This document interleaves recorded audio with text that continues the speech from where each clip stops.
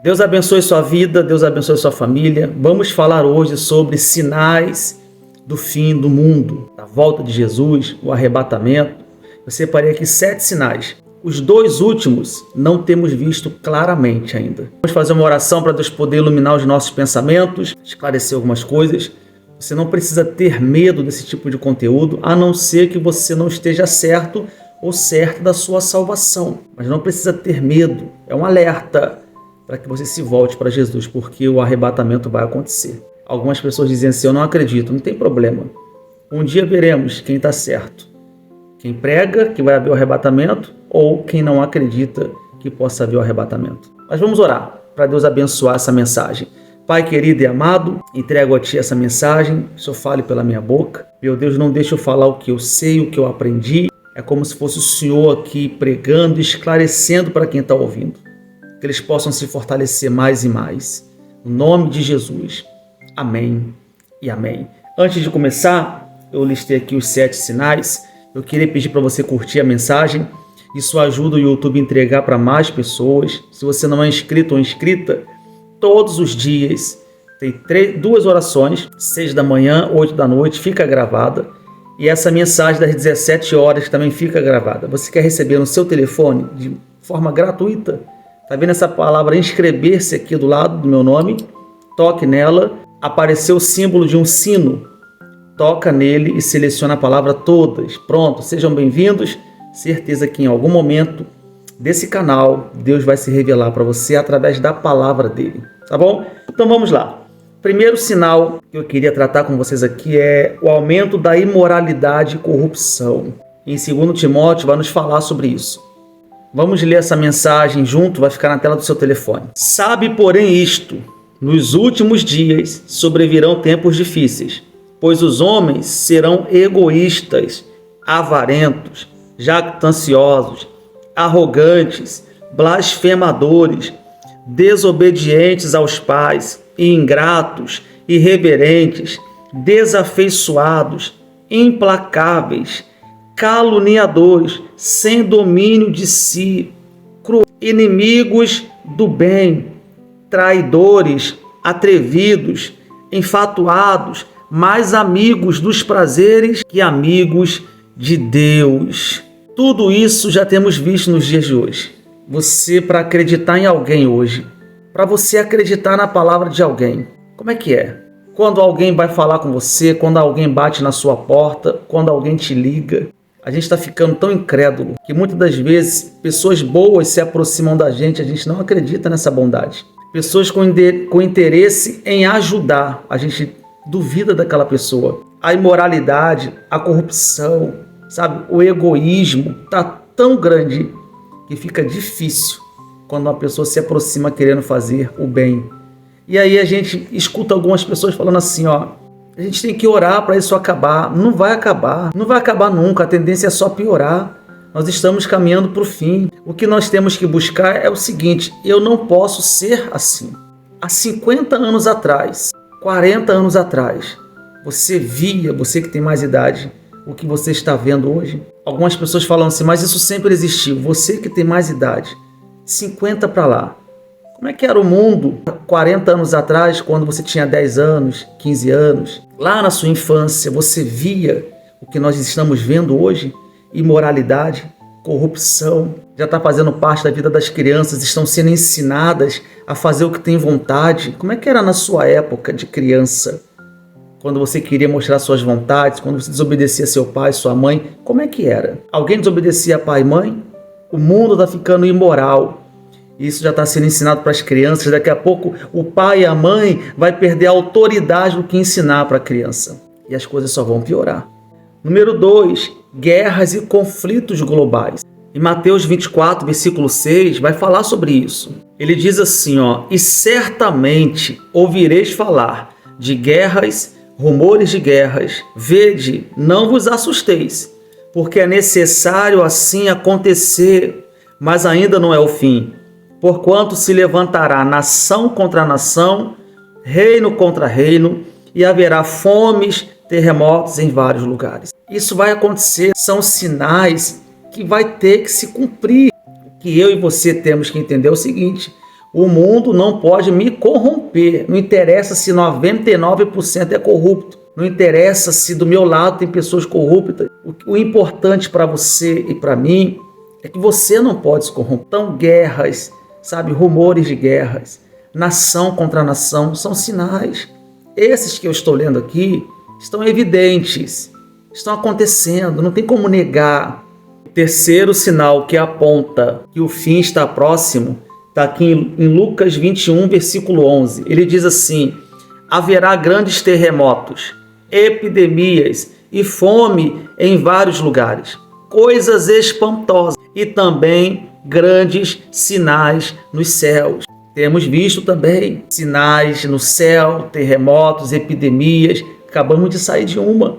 E tem pessoas que ainda não acreditam. Você já viu na televisão? Sinais estão aparecendo na sua televisão. O sexto sinal e o sétimo, ainda não. O quarto sinal, estamos perto do fim, é a apostasia e a descrença. Olha o que ele vai dizer no livro de 2 Tessalonicenses, capítulo 2, versículo 3, diz assim: ninguém de nenhum modo vos engane, porque isto não acontecerá sem que primeiro venha a apostasia e seja revelado o homem da iniquidade, o filho da perdição, o qual se opõe e se levanta contra tudo que se chama Deus. Você provavelmente conhece aí de 5 a 10 pessoas, sabe, que desanimaram na fé. A apostasia, o esfriamento, pessoas que não querem mais saber de Jesus, não querem mais saber de colocar os pés na igreja, se rebelando contra a palavra. São pessoas que dizem assim: eu não preciso estar na igreja. A apostasia, ela também é um dos sinais do fim. Você conhece pessoas que não querem mais saber nem ouvir falar de Jesus, que não acreditam mais na Bíblia, estão descrentes. Quantas pessoas você conhece dentro da sua casa, na sua família, amigos seus, que não atendem mais o telefone, não querem mais saber de amizade com você, estão vivendo uma vida completamente perdida, como se Deus de fato não existisse. Você olha para essa pessoa e fala assim: eu não estou te reconhecendo. Isso acontece por causa do ponto 5 que eu vou ler aqui agora, que é os falsos profetas, enganos espirituais. Veja bem, pessoal, se você entrar em algumas lives, eu não estou aqui para falar mal de live, de canal de ninguém, mas tem plataformas que você coloca lá para assistir lives, é um absurdo. Pessoas cobrando para fazer oração. E o mais triste de tudo é que tem pessoas que pagam. Paga para revelação. Que absurdo, é uma ignorância muito grande. Revelação é aqui na palavra. E quando Deus usa uma pessoa, sem ela saber que está sendo instrumento, a pessoa chega para você e fala assim: olha, Deus é contigo. E te dá uma palavra. E sabe, aquela palavra vai direto ao seu coração. Isso é uma revelação. Imagina se alguém consegue revelar pelo telefone. É triste, mas tem gente que paga e cobra R$30, R$50, R$100. Um absurdo. São os falsos profetas. Estão aí. Em Mateus 24:11, ele diz assim, ó: levantar-se-ão muitos falsos profetas e enganarão a muitos, e por se multiplicar a iniquidade, o amor se esfriará de quase todos. Enganarão a muitos, pessoal, está cheio, sabe? Jesus, antes de ser levado aos céus, ele deixou uma ordem, que fosse pregado o evangelho de arrependimento para a remissão de pecados. O que você vê sendo pregado hoje? Outro dia eu vi uma filmagem na porta de algum lugar que as pessoas iam assistir o culto, e o rapaz estava filmando, perguntou assim: essa filha é para quê? Não, porque o profeta que vai vir aqui hoje revela até número de CPF. Que mentira! Que absurdo é esse? Como é que alguém vai revelar número de CPF? Isso é mentira! Isso não existe! Como é que pode isso? E tem pessoas que formam fila e fica: revela para mim. São pessoas que são enganadas. Sabe o que acontece? Essas pessoas ficam frustradas, esfriam no seu relacionamento para com Deus por causa dos falsos profetas, que deveria pregar só uma coisa: a remissão, sabe? O arrependimento.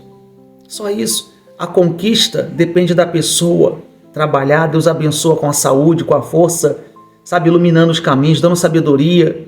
A conquista depende da pessoa. Você concorda comigo? Quantas pessoas são enganadas porque alguém promete para elas: você vai fazer isso daqui e você vai prosperar. Portas vão se abrir, milagres vão acontecer, não acontece nada. Sabe o que acontece? Essa pessoa fica frustrada, abandona tudo, não quer mais saber de nada, fica incrédula por causa dos falsos profetas. Eles vão surgir aos montes. De tempo em tempo se levanta um que fica famoso, sabe? E cresce, desenvolve e enche tudo, lota todas as igrejas. Quando ele vai a um determinado local, tem que abrir 3, 4, 5 cultos. Você nunca vê ali, sabe, o pecado sendo confrontado. É só a revelação, você vai conquistar, que Deus vai te honrar. Você não vê pessoas ali entregando a vida para Jesus, se arrependendo do pecado. Sempre vai existir. Agora, o 6º ponto e o 7º é o seguinte. O 6º diz assim: perseguição dos cristãos. Isso não existe no Brasil. É um sinal que eu ainda não estou vendo acontecer. Existe sim, pastor. Não existe. Eu estou pregando para você aqui. Você acha que existe perseguição no Brasil contra os cristãos? Algumas pessoas dizem assim: o meu pastor é muito perseguido porque ele é homem de Deus. No Brasil não tem. Não tem, pessoal. Em outros países também não. Alguns têm. Uma vez a senhora falou assim para mim: pastor, o senhor ora por mim porque o dono da casa onde eu moro está me perseguindo só porque eu sou cristã. Está falando mal de mim para todo mundo. Isso é o diabo, pastor. Eu não aceito isso só porque eu sou cristã.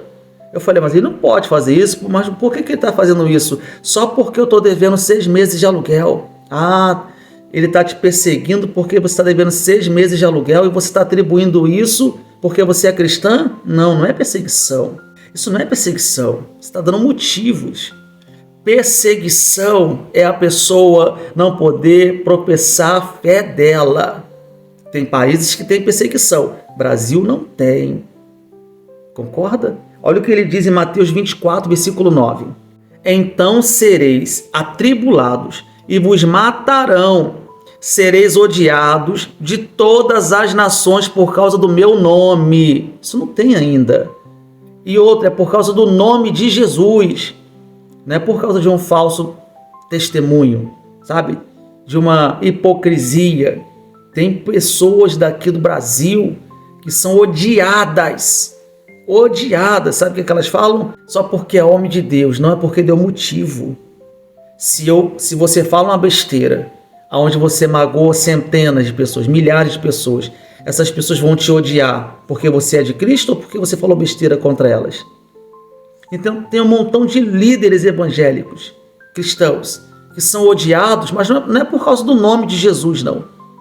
É porque deu motivo. Aí são odiados, coloca na conta de Jesus. Não, é porque é hipócrita mesmo. É porque não tem caráter. É odiada porque fez besteira e carrega o nome de Cristo. Aí tem pessoas que odeiam, mas não é por causa de Cristo. É porque deu motivo. Você conhece alguém assim? Eu conheço um monte.